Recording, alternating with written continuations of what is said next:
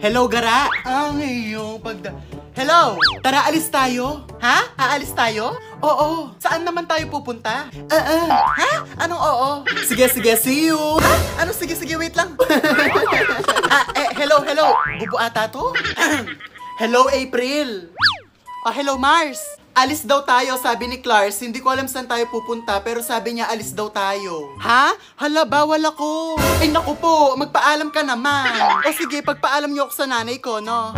Uy, Gagi, natatakot ako sa nanay mo. Si Clars na lang magpaalam sa'yo. Hala, bahala kayo dyan. Hintayin ko kayo dito. Uy, Clars, hindi daw pwede sa April. Ikaw daw magpaalam sa nanay niya para payagan siya. Ha? Akala ko ba pwede siya? O sige na, ako nang bahala. Tara. Wow, eto ba yung bahay nila?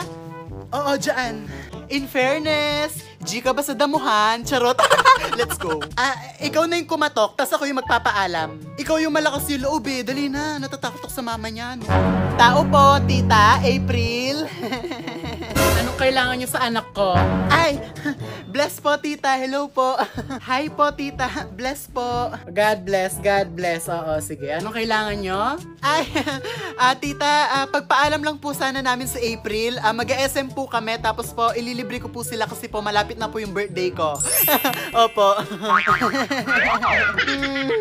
Totoo ba yung mga sinasabi niyo? Happy birthday kung ganon. O sige, mag-bis ka doon, April. Sabi ko sa'yo, Huy, thank you ginawa niyo talaga yung best para sa akin.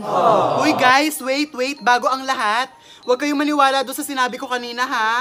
Naililibre ko kayo, sinabi ko lang yun para payagan si April, pero hindi ko naman talaga kayo ililibre.